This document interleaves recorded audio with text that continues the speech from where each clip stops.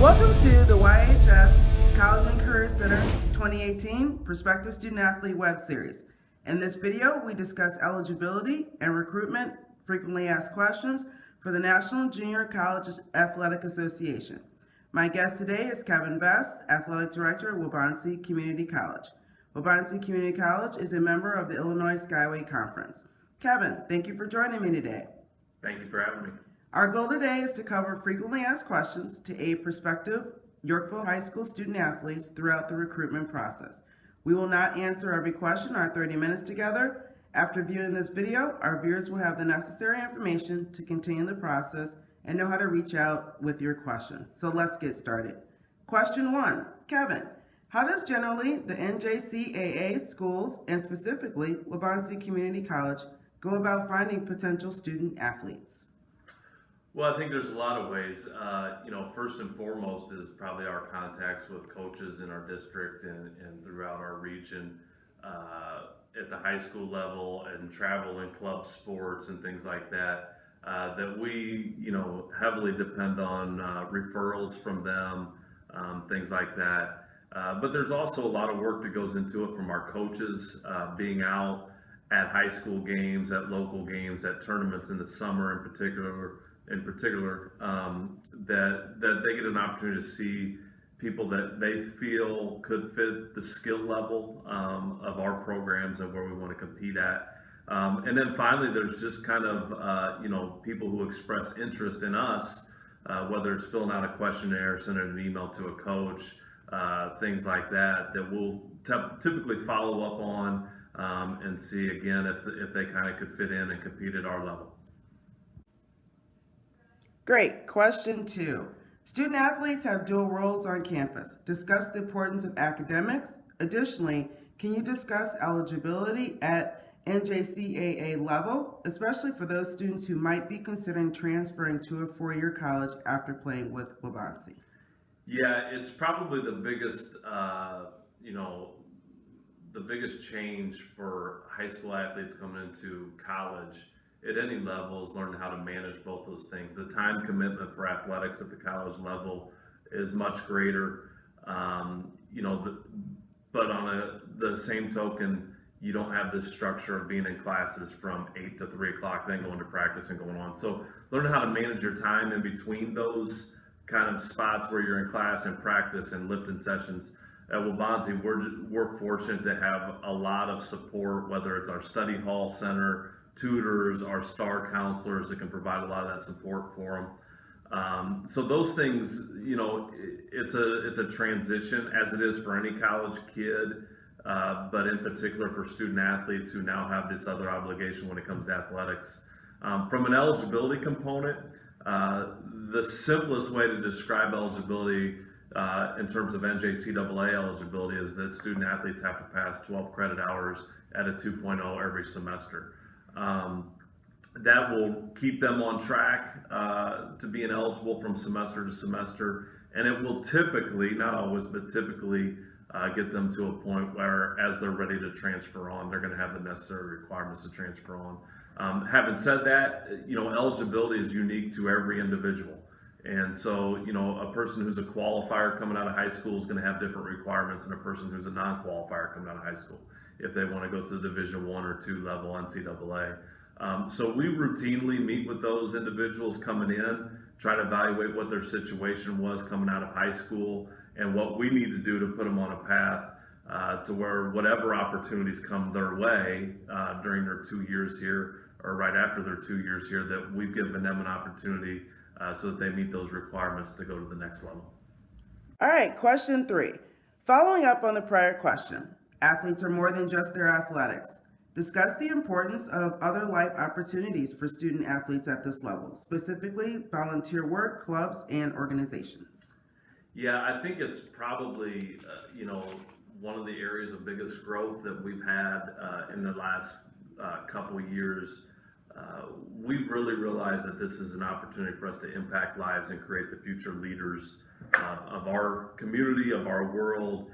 And part of that is teaching them and empowering them to be productive members of our society and giving them an opportunity to contribute. And Fortunately, we got a great group of coaches who kind of share that vision, share that mission of using athletics to impact lives, and have created opportunities for our students to get involved in the campus and in the community. And just within the last several weeks, we've had, walk a mile in her shoes, and kind of a campaign, called Set the Expectation, to take a stand against domestic and sexual violence that we've had some student athletes get involved in.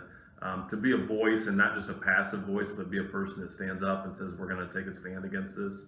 Our baseball team a couple weeks ago, there was 40 some baseball players and coaches out volunteering at the Giant Steps 5K Walk for Autism, and just opening up our student athletes' eyes to the way that they can contribute to their community, be a positive impact in their community, not only now, but probably more importantly, that they remember these experiences, and 10 years from now, and 20 years from now, and 30 years from now, when they are the leaders of our community, that they had a framework here and kind of a foundation here that led them to be service oriented and just to be quality individuals that represent us well.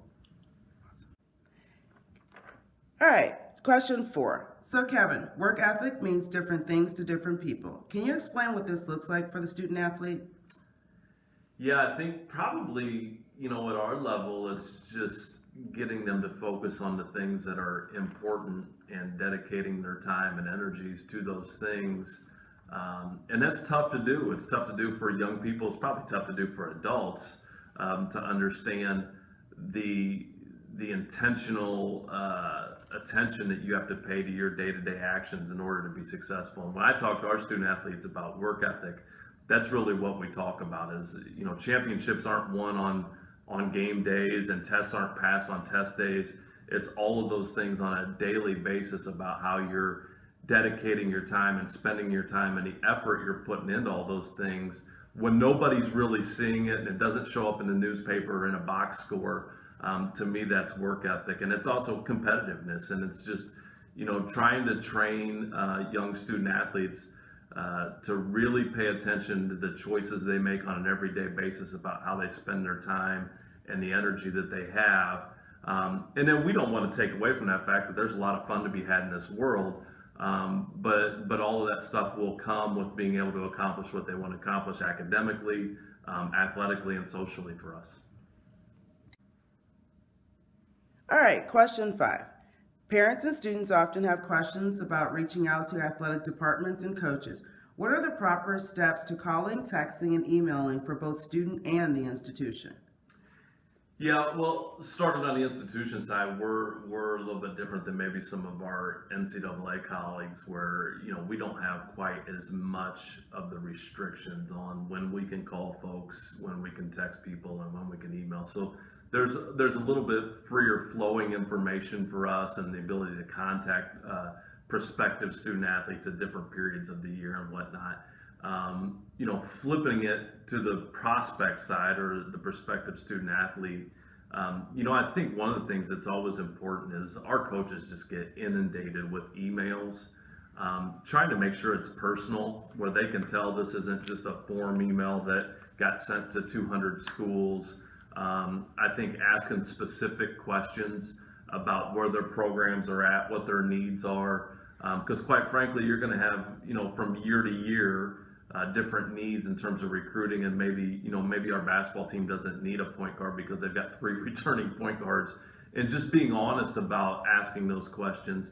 The one thing I stress over and over, and I know the college decision is a decision made obviously between a student athlete and their parents or their support system, but 90% of the time our coaches want to hear from that student athlete. They want to hear directly from the student athlete, whether that's email or text or phone call. Maybe depends on the coach how they want to be contacted, but it shows us that this is something that the student athlete really wants, and not so much something that the parents just want for the student athlete. It also gives them an opportunity to kind of evaluate their personality, their level of engagement. Is this somebody that's going to fit into kind of our culture here in our program and whatever sport that is? So I think being very personal, putting the responsibility on the student athlete to start those conversations, and obviously we want the parents involved to understand whatever information they need to help make a decision, but primarily focus on communication with our student athletes. And then again, I think it's just we will respond and try to evaluate that student athlete and understand whether they're going to be a good fit in our program. So I think those are the things that we typically look for in the way that we try to engage student athletes. It can be a wonderful recruiting tool. Let's discuss the pros and cons for student athletes, and how do you use social media in your recruiting? Yeah, I think it's probably the thing that has most changed in probably the last 10 years of recruiting, in that prospective student athletes have more access to our program and our coaches to understand what we do. But also, it's a tool that we use to evaluate prospective student athletes. And when I go talk to young athletes, I tell them all the time that you really have about 7 seconds, because when we get a name, the first thing we're going to do is Google it. And one of the first things that's probably going to pop up is your Twitter account or your Facebook or Instagram or whatever it is.